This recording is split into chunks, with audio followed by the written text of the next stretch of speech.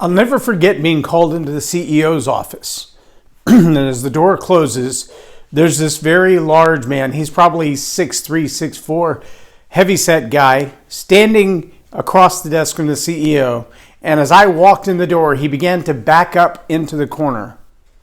The CEO looked at me and said, "Both of you sit down. We need to talk." Welcome to Leading Leaders Podcast. 5-minute videos, 5 days a week. I'm Loren Norris with Leading Leaders Podcast.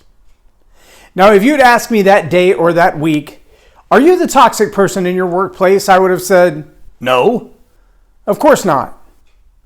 I also would not have recognized that while I looked at some people and said, you guys just got no backbone, you got no spine, you got no cojones, you need to man up, you need to take responsibility for your actions, you need to speak your voice, you need to stand your ground, and if you think I'm wrong, then prove it.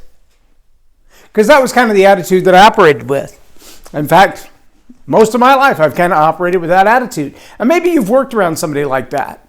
For many leaders, we just see it as being a type A personality.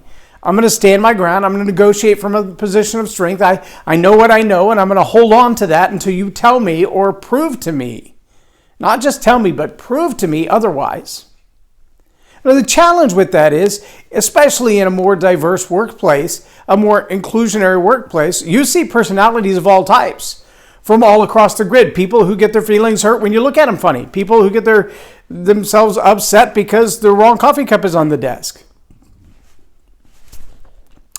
Type A personalities tend to run over people in an environment like that. So I've listed on the screen there 3 different types of personalities or ways of doing in a workplace that are extremely toxic. The sad part of it is, many people practice one of these 3 habits and they don't realize that it's a toxic habit. In fact, they might simply think, I was raised that way. It's always been that way. I remember growing up in an environment where we just said what was on our mind. Just say it. And it didn't matter if it was positive or negative. It didn't matter if it was truth or not even. If it was on your mind, just say it. And so we did.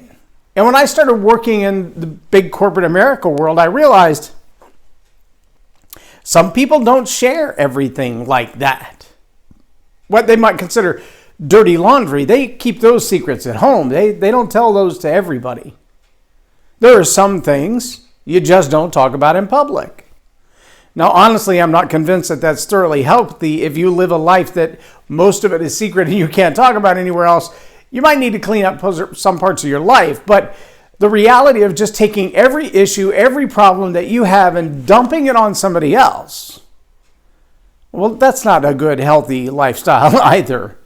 And I think John Maxwell described them best when he talked about one of his assistants many years ago who was always overwhelmed and she was always overburdened and she was always stressed out. And he said, what seems to be the problem? And she kind of described what was going on in her life. And he said, sounds like you're the garbage dump. Everybody in the building just backs up to your desk and dumps their garbage on your life. And you feel like you need to solve their problems or deal with their crisis or handle their troubles. And many of them really aren't looking for a solution. They're so happy with their garbage that if you did clean it out of their life, they wouldn't know what to do with themselves.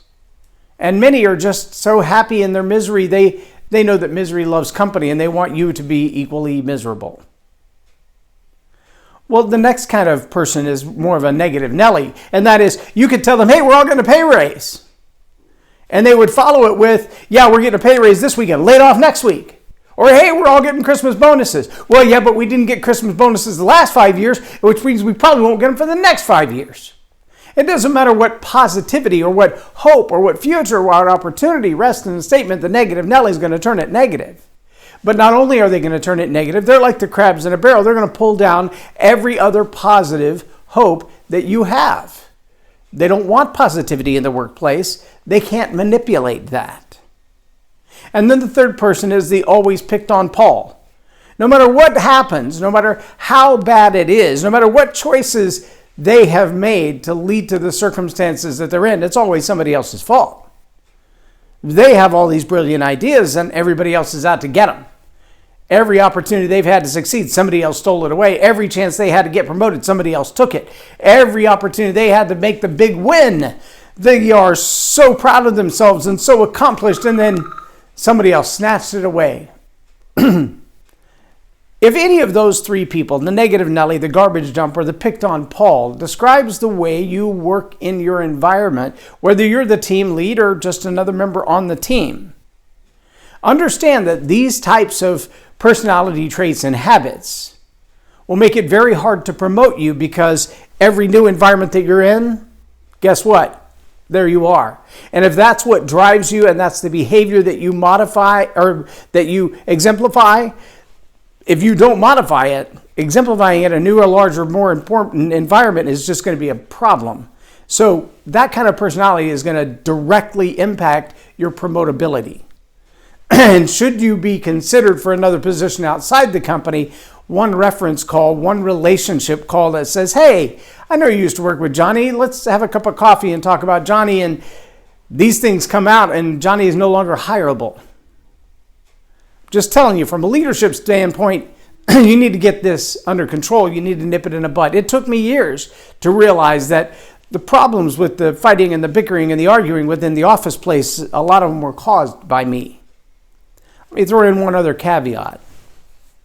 If you are a leadership style type A high D for an example, the chances are you are a very dominating personality, and anybody who tries to correct you feels intimidated in the process. Which means if your boss is a more laid back kind of a soul, a more quiet kind of a soul, they might let you act like a fool until you self-destruct. Even if you're a leader, if there are not people above you with a stronger personality type, those kind of people that sometimes you butt heads with, that you're willing to be honest and vulnerable with, chances are you're going to find yourself self-destructing and then blame it completely on the environment that you left. Let me give you some advice from a type A personality. Find a coach who's got a strong backbone and a set of cojones to look you in the face and say, listen, you're wrong. And you need to get a grip on this and you need to change it. Because if you don't find a coach like that, you're going to find yourself self-destructing instead.